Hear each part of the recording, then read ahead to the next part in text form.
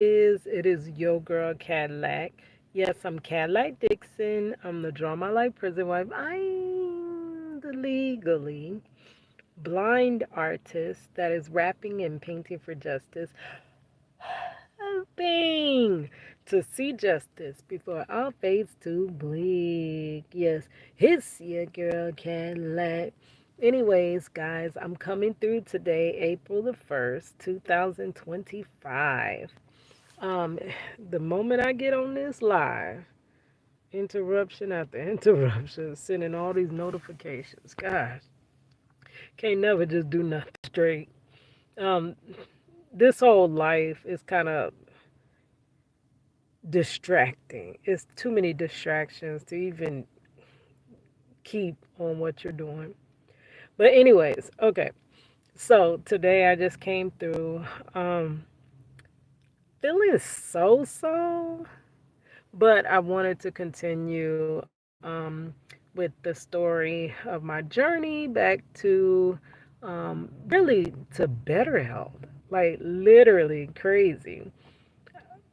Like, it's crazy how you go from one point to when God restores you, you're better than you were way better before. Like crazy. And I know that's what basically, I know that's going to be the outcome for me. Okay, so don't even know what part this is, but today I did have my appointment with the endocrinologist. Y'all know, just to synopsize it, I went to Chicago last December, got the stomach flu, got further dehydrated in the cold, dry air in Chicago, came home. They really think I was in something called ketoacidosis way back then.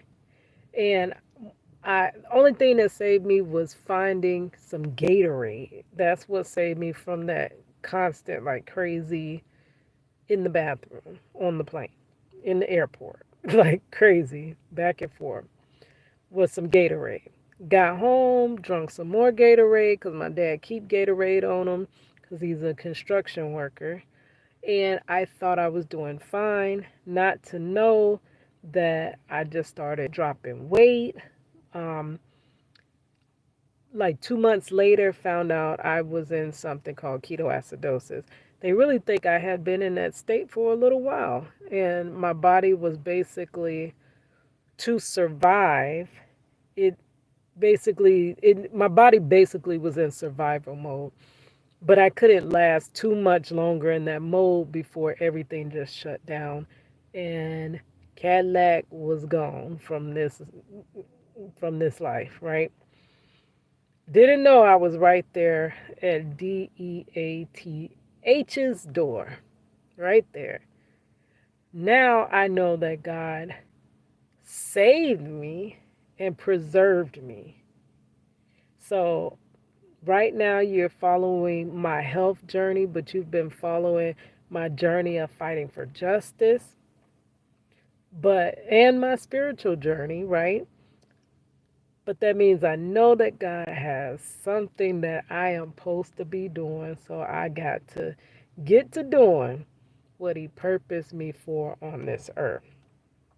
I tell stories, and the reason I do these stories is because I believe in helping the next person. I am like a plow that goes through situations, crazy situations, um, and it just paves the way for the next person coming through, because with knowledge you can weather a lot of things better. So I don't think I went through ketoacidosis to not tell the next person how to prevent the warning signs and what to look for, because it could be your family member. Maybe it's not you, but a lot of reason that I am still here is because the family members around me making me go to the emergency room, right? So that led to ICU stay. I had a 4 day ICU stay. They parked this Cadillac. This Cadillac ain't never been in park, but was made to be put in park.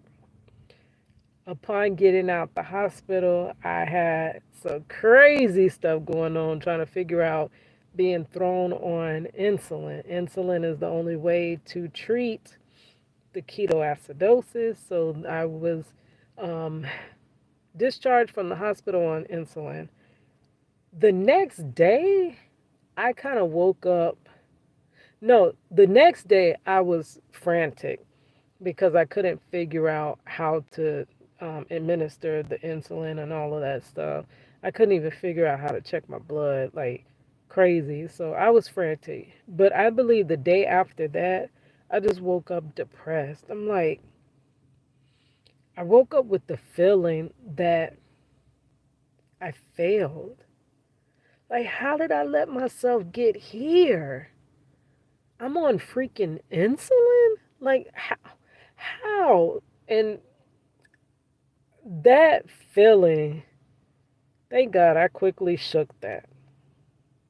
I didn't dwell there, but I could have. Cause I'm like, how? Like, how do I go from this to this? And then now I'm dependent on this. So it's crazy. It's a whole different lifestyle.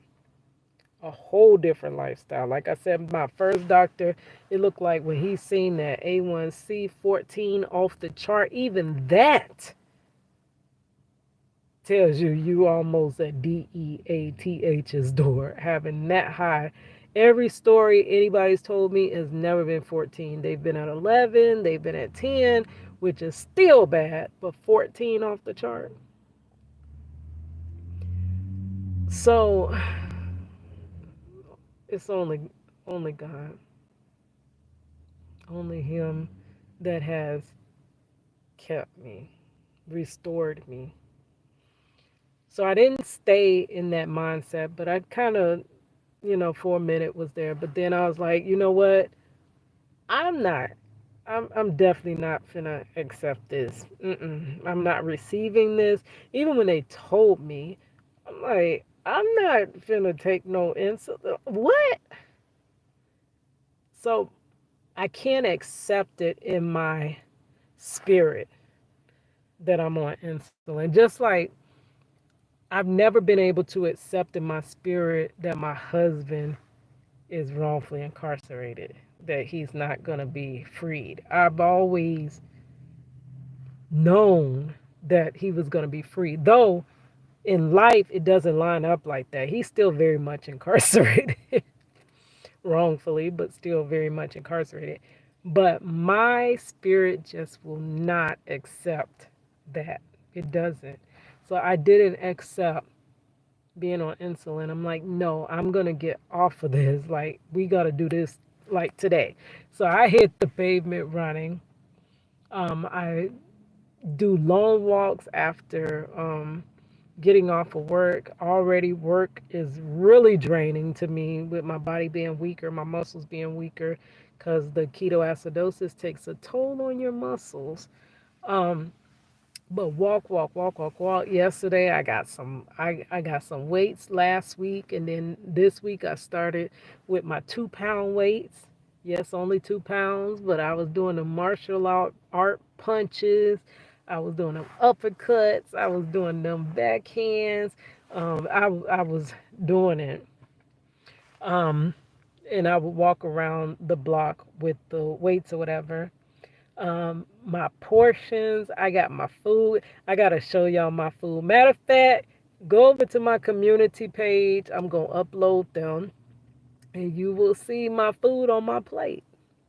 Doing much better, much, much, much, much better with choosing foods and with the presentation. I'm having fun like setting my food up like art, because y'all know your girl love art.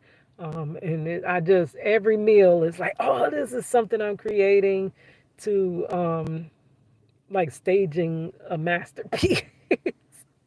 And you enjoy eating when your food just looks right on the plate. Like that's why presentation in a restaurant is so like, because I work at a sandwich shop and we don't just slap them sandwiches on the tray like that. No, baby. If the bread even falls over, we take it back for the cook to prop it back up properly, because the presentation is what actually makes you enjoy. It's a part of the aspect, of course, the taste and all of that, and savoring and enjoying your food, but the presentation makes a big difference.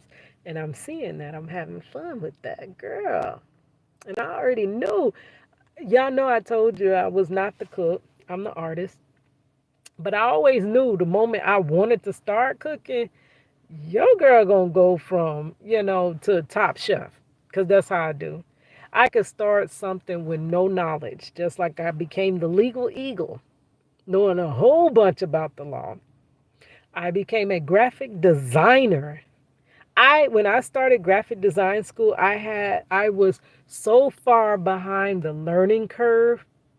I did not even know how to use the computer.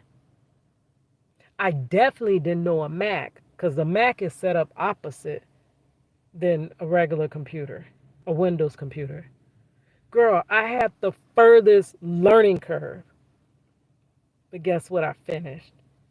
So I got that same furthest learning curve when it comes to cooking, nutrition, and health overall. Like, not just, I've always been active, but actually taking care of your health and watching and monitoring your health.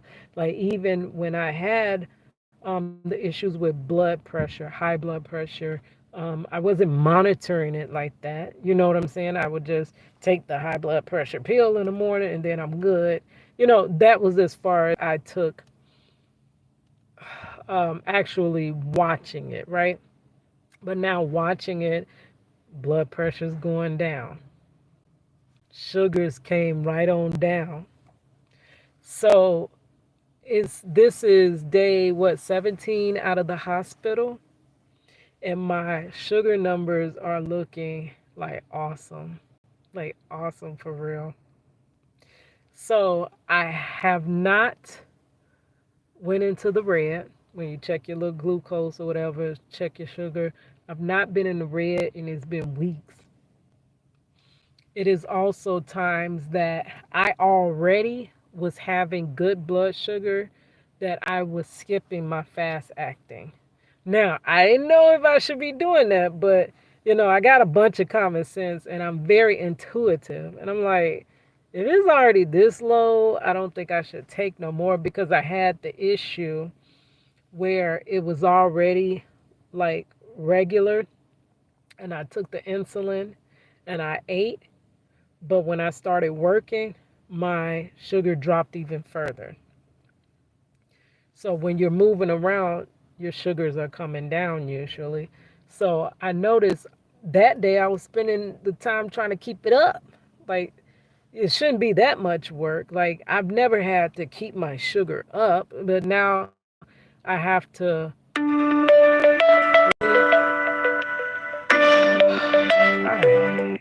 They always disrupt me. I swear I can't do one thing without an interruption.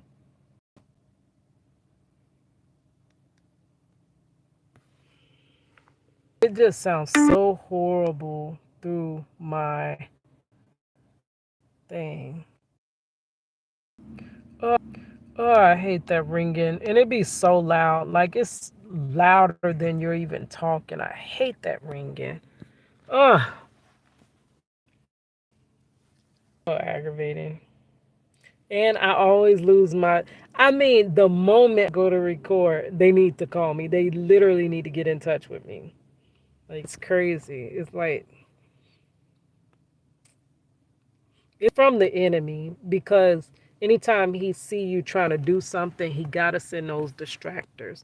Remember, I had started this video off talking about distractions, all the distractions in this life, and that's what it's really about, to keep us off of our purposes and our goals, and keep us sidetracked, think about other stuff to where we can't do what we need to be doing, right? So I don't know where I left off because I was distracted. But I was doing better. And getting out the hospital, my numbers started to. Oh, yeah, I said I was having issues with keeping it up. And I'm like, that doesn't. Why would you basically take the insulin but then have to eat to keep the sugar up to a certain level? That means, my logic, I'm not needing all this insulin, which when I went to the endocrinologist today is exactly what she said. So I came in already. Um, I woke up horrible, horrible, horrible, horrible. I really found out yesterday that my sister, my nephew, my daughter, I did, my granddaughter, they had the stomach flu. Do you know this is what put me in this situation, catching the stomach flu in Chicago and then getting dehydrated? I'm like, literally. So when my daughter ended up getting it, because I didn't know they all had it, when she ended up getting it, I'm like, well, I just caught it, so maybe I can't catch it again because your body builds up that immunity. So I'm like, oh, Lord, please don't let me catch the stomach flu because I don't want to be right back where I just came from. So I woke up and my stomach, the moment I moved, it was just like when I was in Chicago. I was fine until I moved, and it's like your stomach do a rumble, and then ugh. The first second that I felt that rumbling and I blah, I said, oh, I got up. I went and got me some Pepto Bismol.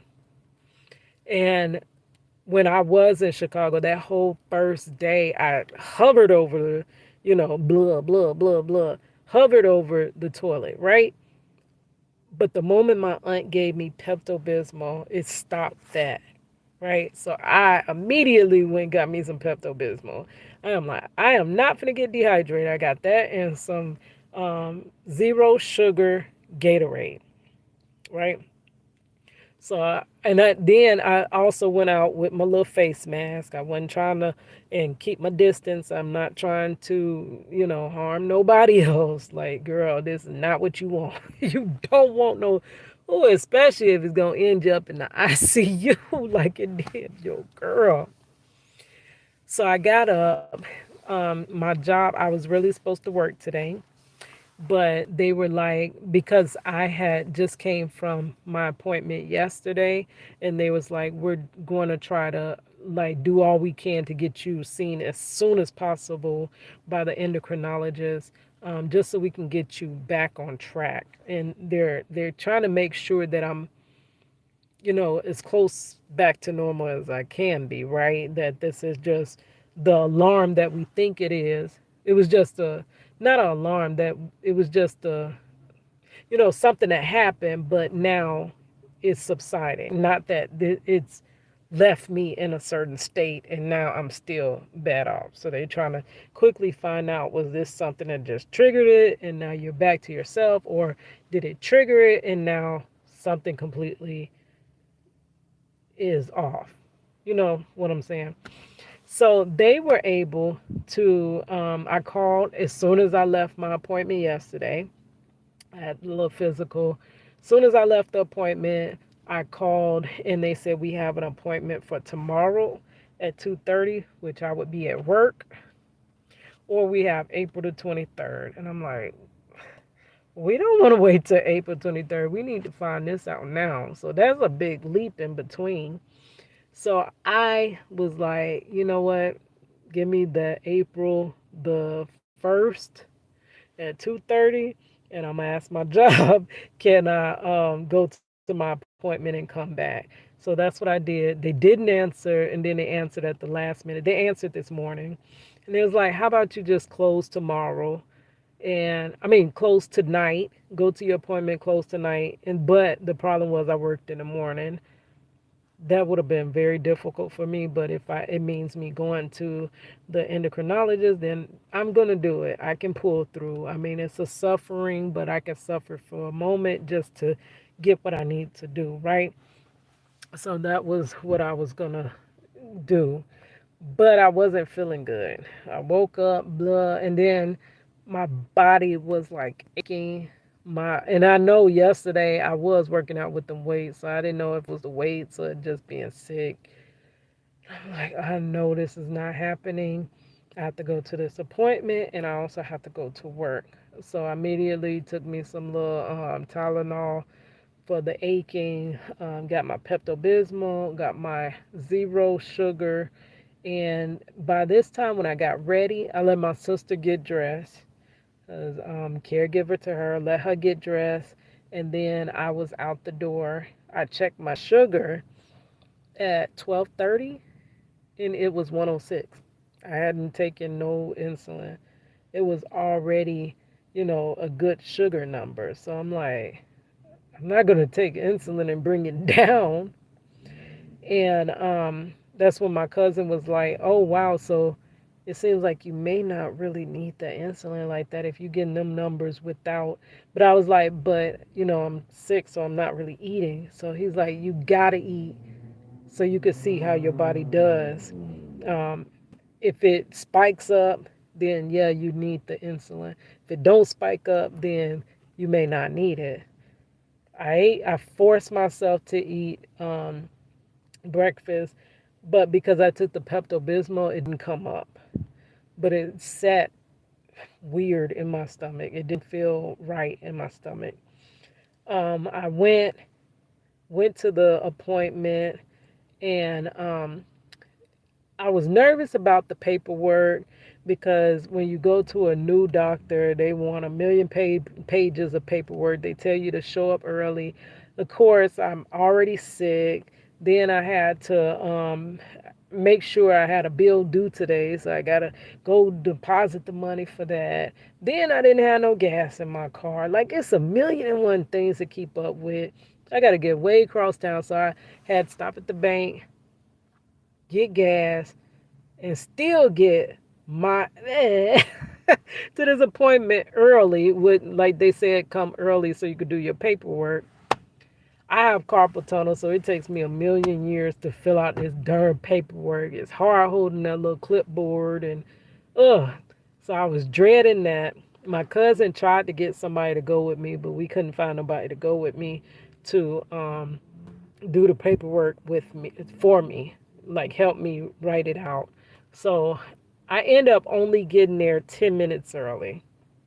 So they give me the paperwork, and it's this big packet. I'm like, oh God. Because he was like, just tell him you legally blind and you can't see that stuff, and they going to have to fill it out for you, and you just tell them. So I was like, yeah, if it's like that, I'm going to have to, because I mean, besides being legally blind, I got the carpal tunnel. I definitely can't do it. But it wasn't so bad. It wasn't too much to where I could not do it. Um, had to pay the little copay. Oh my goodness, this medicine, these doctors, even with just the copay, is like draining my little pockets. My pockets were already thin, but now I'm like, oh my gosh, they're they're beyond thin now. But I have to remind myself that God has been taking care of me, um, and I cannot worry about that's looking too far into the future. As long as I'm okay now, I got a dime to eat now. I got a place to stay tonight. I can't worry about that because tomorrow will have its own worries, right? But it is kind of hurting my pocket like that. I don't know. But another reason I got to get off this medicine. I'm not really going to be able to afford this. Like, girl. So they called me back. The nurse was really nice. She took me in the bag, all the stuff that they do to establish you as a patient. They ask you all your background, your parents' background, They ask you about all the stuff you already have and your surgeries and things like that. So she did all that preliminary stuff. And then I went back out to the little waiting area. And then I came. So I was with the nurse for about 30 minutes. And then I was with the endocrinologist for about 30 minutes. So she went over the medicines that I have. And then she was like, because I'm taking the long acting insulin and the short acting. And she was like, they have you checking too many times. You really only need to check like twice a day because they had me checking before and after each meal and before bedtime, which is like 7 times a day. So I was like, ooh, because most people say they only check twice. Why am I checking every, it's like I'm obsessing about this stuff. Then she talked about getting me one of the monitors where you could just, it'll give you your number without pricking. Like I don't have to keep pricking. Then she said, you take your long acting, but you're not really going to need to take the short acting unless you're eating starchy food. But even when I ate some starchy food, my sugar still didn't go up. It went up, it didn't go in the red, but it went back down after the food was processed. So, me skipping the short acting when my sugars are low actually was intuitively the right thing to do. You see how the Holy Spirit leads you and you don't even know what you're doing. Girl, I definitely didn't know what I was doing, but I still was doing the right thing, not knowing that. So if I'm needing less of the short acting, that's the first step. So she already walked me down off of needing so much of that. And it's only if I'm having a starchy meal. If I'm not having a starchy meal, I don't need the short acting. And then we're going to then further because they were saying the goal is to get you off of the insulin. And I'm glad that's her goal because sometimes it feels like they want you on medicines because, just like I'm the OG prison wife, they want you in prison because, yeah, so definitely don't want to be, you know. So, and then another thing, they have ordered more blood work. So this one is to see how effective my pancreas is with doing the insulin. Like, was that freak accident, and now my body's back regulated and we're good? Glory be to God. Or, and then the second was to establish to make sure I was type 2 diabetic and not type 1. They're saying they really think it's that small of a thing that I would be type 1, but they just have to be able to eliminate that. They really don't think I would be type 1. The difference, type 1, I would have to stay on insulin for the rest of my life. If I'm doing good, like literally, if I was type 1 to be, my intuitiveness, I wouldn't have been able to go today without taking it, right? So I'm going to go home. I'm going to check my sugars. Oh yeah, so with the stomach flu, that scared me because I was like, that got me dehydrated in this position in the first place.